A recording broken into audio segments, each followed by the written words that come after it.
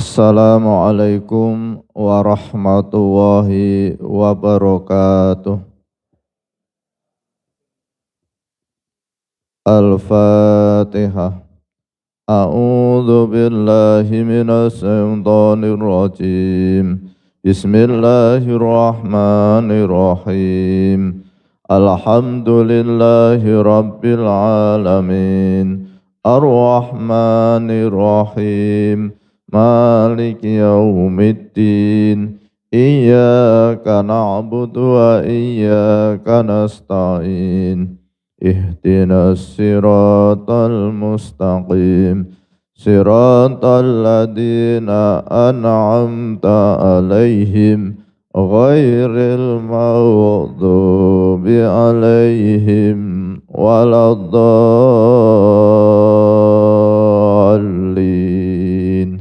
Amin. Bismillahirrahmanirrahim. Utawi wernane dosa iku telung perkara. Siji, dosa ninggal barang kang wajib ing dalem syarak, kaya ninggal salat lan siam zakat. Mongko wajib enggal-enggal ngodoni. Lan kaping pindhone dosa antarane sira lan Allah bloko, kaya ngombe arak. Wajib tobat hale kelawan syarat kang wis tinutur. Lan kaping telune dosa antarane sira lan antarane menungso, kaya hosop lan maling lan mateni menungso lan gawe susah menungso lan gawe malu menungso. Mongko wajib tobate kelawan jaluk halal maring menungso kang sira aniaya. Yen sekira kongang, lamun ora kongang mongko cukup kelapan DP ing Allah. Muga-muga Allah paring keridhonan maring sira. Lan sayukja sira nuwunake ngapura maring wong kang sira aniaya.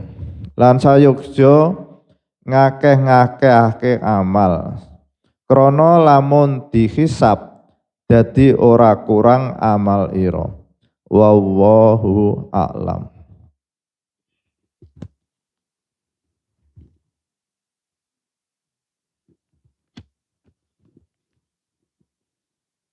Bismillahirrahmanirrahim. Bapak Ibu jamaah salat subuh Masjid Al-Hikmah Arya Mukti Pedurungan Lor, Pedurungan Kota Semarang. Ini saya sampaikan karena ada jamaah YouTube dari Korea itu menanyakan alamatnya mana, tapi TKI itu. Maka saya sebutkan Pedurungan Lor, Pedurungan Kota Semarang, Jawa Tengah. Pagi hari ini alhamdulillah kita mengkaji kitab karya Mahaguru Ulama Nusantara Simbah Ki Haji Sholeh Darat As-Samaroni. Pagi ini kita membaca kitab Munjiat halaman 76 baris kedua, yaitu macam-macam dosa dan cara bertaubat. Dosa yang pertama yaitu dosa yang berkaitan dengan kewajiban kita pada Allah Subhanahu wa Ta'ala. Meninggalkan sholat wajib, meninggalkan puasa, tidak mengeluarkan zakat padahal sudah berkewajiban. Ini adalah dosa yang berkaitan dengan kewajiban kita terhadap Allah Subhanahu wa Ta'ala. Lalu yang kedua yaitu dosa melanggar larangan-larangan Allah Subhanahu wa Ta'ala. Minum yang memabukkan, itu berarti padahal Allah itu melarang kita itu tidak boleh minum yang memabukkan. Lalu mencuri itu kan dilarang. Lalu menipu, berkhianat, berzina itu larangan-larangan dari Allah Subhanahu wa taala. Maka ketika orang itu mencuri, ketika orang itu minum minuman keras, ketika orang itu makan sate jamu, ya kan? Padahal sate dari anjing itu bahasanya sate jamu. Nah, itu juga dilarang. Lalu yang ketiga yaitu dosa yang double.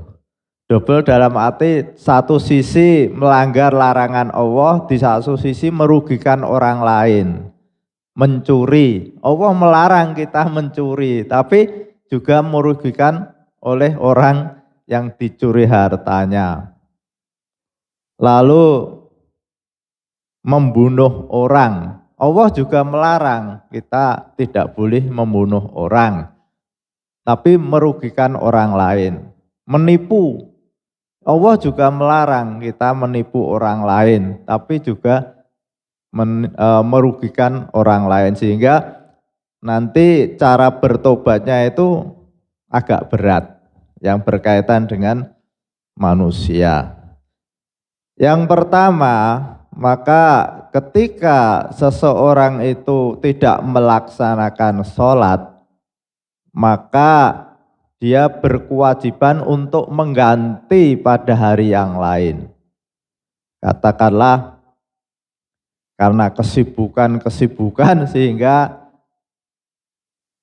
mestinya duhur itu melaksanakan sholat, tapi karena rapat sampai maghrib, maka ketika maghrib masuk waktu maghrib, maka duhur dan asar itu harus diqadha bahasanya. Qadha itu melaksanakan kewajiban tidak pada waktunya, itu qadha. Kalau adaan itu tepat pada waktunya. Tepat dalam arti sholat duhur, adzan duhur, nanti sebelum asar itu masih adaan. Tapi kalau sudah masuk asar, adzan asar, maka melaksanakan sholat duhurnya itu qadhaan, bahasanya begitu. Karena tidak pada waktunya. Ini yang masih waktu pendek. Tapi kalau saya membaca kitab Ihya Ulumuddin Imam Al-Ghazali itu lebih teliti lagi. Kita yang diberi umur panjang sampai usia 60 itu sebelum kita masuk ke alam akhirat. Dalam arti alam akhirat itu alam yang sudah kita setelah meninggal, itu namanya alam akhirat. Itu sebaiknya menghitung. Barangkali ada kewajiban-kewajiban kita yang belum kita laksanakan pada waktu, dihitung dari waktu kita mulai mukalaf, mulai balik. Katakanlah usia 15, itu kita mencoba untuk, oleh Imam Ghazali itu untuk menghitung, mengingat-ingat, review kembali ya Pak Sigit ya, di review. Barangkali pada saat usia 25 agak sibuk sehingga ada beberapa sholat yang kita tinggalkan. Itu mumpung saat pensiun ini waktu banyak, itu dimanfaatkan untuk melaksanakan kekurangan-kekurangan sebatas kita ingat. Sebatas kita ingat. Pertama, kita harus menyesal karena melanggar tadi, tidak melaksanakan kewajiban. Itu pokok bertobat untuk membersihkan dosa itu menyesal. Menyesal itu ya seperti kita punya mobil hilang, kita merasa menyesal. Nah, begitu juga ketika kita mengingat-ingat kembali, mereview kembali dari usia 15 sampai usia 60 ini, adakah sholat yang pernah kita tinggalkan, puasa yang pernah kita tinggalkan, atau termasuk zakat pada waktu usia 40, karir kita nanjak, penghasilan kita banyak tapi kita belum mengeluarkan zakat, maka di saat kita pensiun dan masih punya uang, sebaiknya dikeluarkan untuk menutup kekurangan itu. Ini lebih teliti lagi, ya tentunya ya Pak Udawi sesuai tingkat kita. Jadi wah kok abot men ya, surga kan bertingkat. Ini idealnya seperti itu. Lalu yang kedua yaitu dosa melanggar larangan Allah. Ini untuk membersihkannya, untuk bertaubat itu yang pertama menyesal. Barangkali seseorang karena lingkungan kumpul ikut-ikut minum minuman keras. Nah ini kan melanggar larangan Allah. Maka setelah itu harus menyesal. Nah yang kedua dibersihkannya dengan bersedekah minuman yang halal. Nah, barangkali ini taklim nanti Bapak Ibu barangkali ada bersedekah dengan minuman susu STMJ. Itu sebagai pembersihan dosa kita karena kita terlanjur minum minuman keras. Misalkan seperti itu. Lalu yang kedua berkaitan dengan makanan. Makanan mungkin kita waktu itu iman kita masih lemah dan lingkungan itu mempengaruhi sehingga kita ikut-ikutan makan makanan yang katakanlah pakai daging babi. Nah, itu kan dilarang. Nah, kita terlanjur, lalu kita bersihkan, menyesal tadi, melanggar. Lalu yang kedua kita tutup dengan bersedekah dengan makanan yang halal, bubur atau makanan-makanan yang enak-enak itu sebagai. Nah, kalau makannya berkali-kali ya sedekahnya ya berkali-kali. Misalnya seperti itu. Lalu juga ditutup dengan amal kebaikan. Amal kebaikan ya tadi kalau minum minuman keras ditutup dengan bersedekah minuman susu, minuman teh dan sebagainya. Di samping menyesal. Kalau itu berupa makanan yang diharamkan oleh Allah Subhanahu wa taala, daging babi, daging anjing, daging apalagi itu banyak toh yang diharamkan oleh Allah Subhanahu wa taala. Itu terutama yang di lingkungan kita ya di daerah Solo itu ada yang namanya sate baung. Itu maka kalau sampai kita terlanjur melanggar ini, maka kita tutup dengan bersedekah daging sapi yang halal. Yang ketiga yaitu berkaitan dengan sesama manusia. Kalau kita misalkan sampai mencuri, maka kalau kita mengatakan pada orang yang uangnya kita curi mungkin jadi persoalan, kita tutup dengan sedekah. Kalau mencurinya misalkan 25 juta, maka sedekahnya juga 25 juta. Ini untuk menutup tadi. Tanpa harus misalkan saya mencuri uangnya Pak Haji Udawi 25 juta. Tidak perlu saya bilang Pak Udawi, Pak kemarin uang Bapak tak curi, enggak usah. Nanti menimbulkan persoalan tersendiri.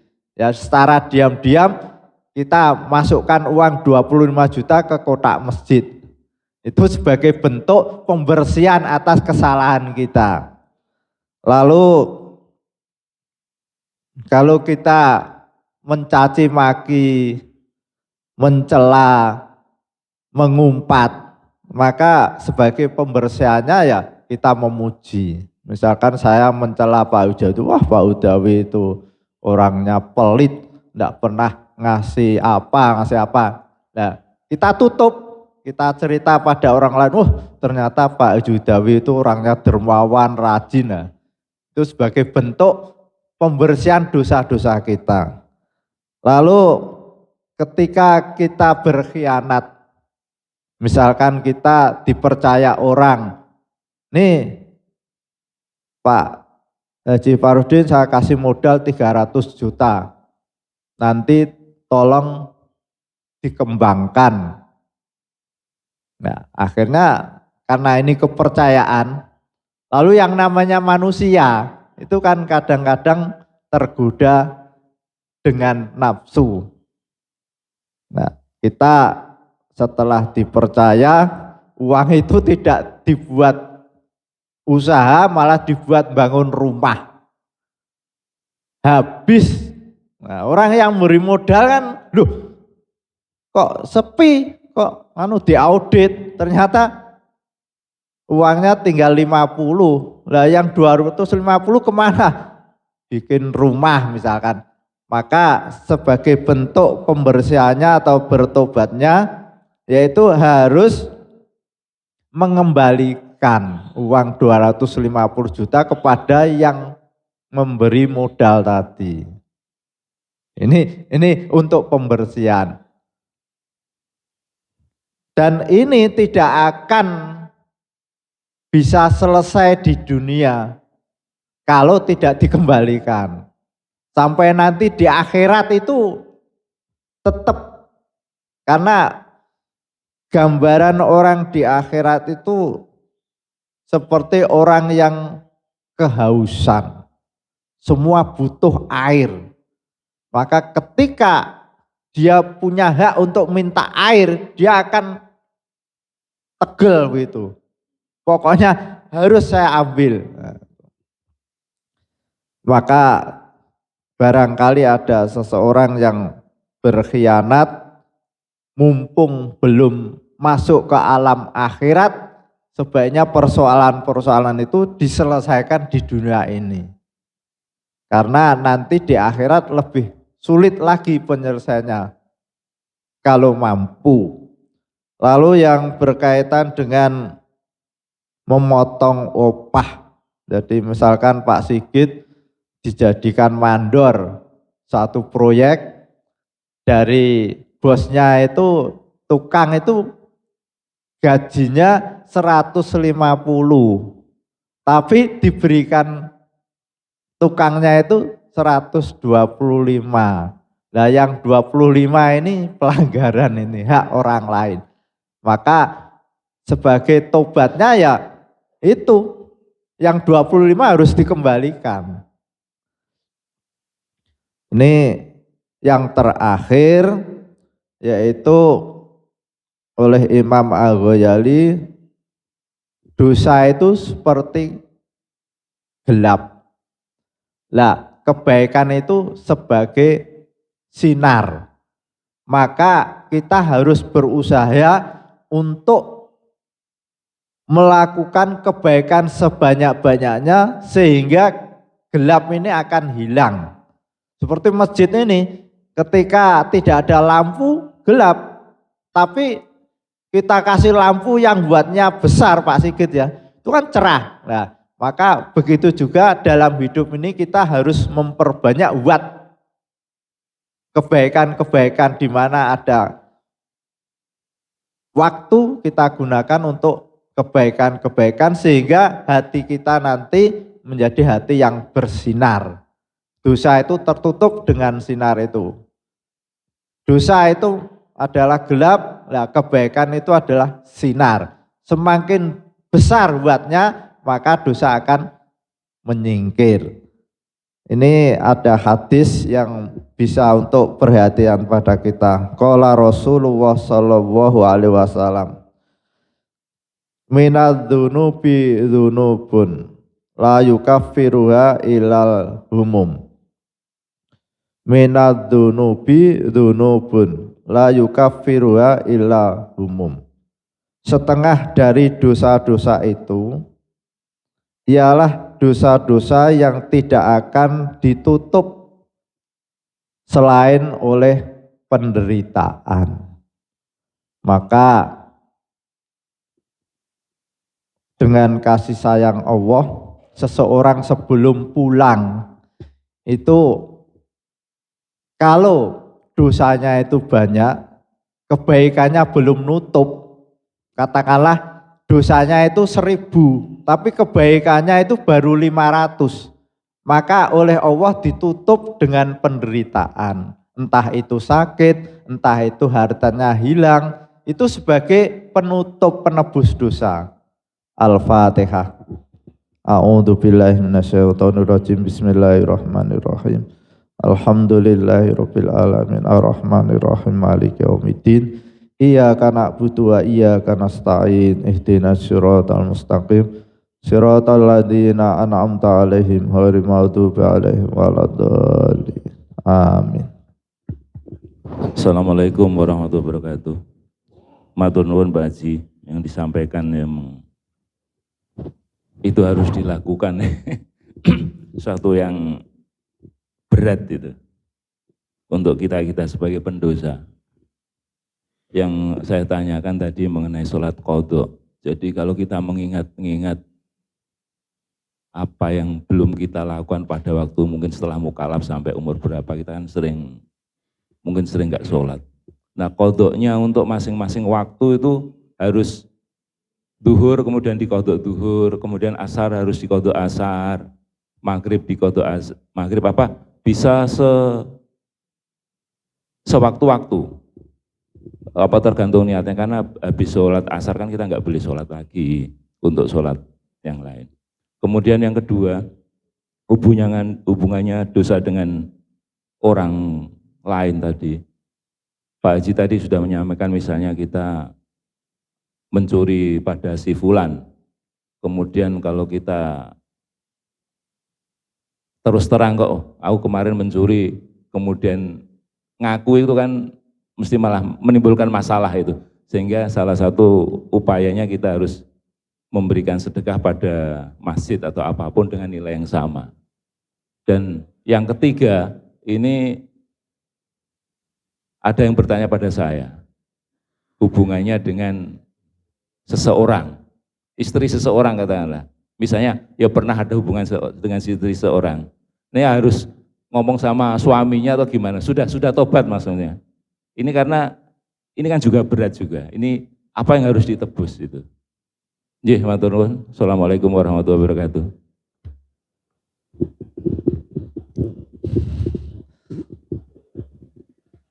Jadi ini memang real ya. Kita semua itu sering menghadapi persoalan-persoalan seperti itu.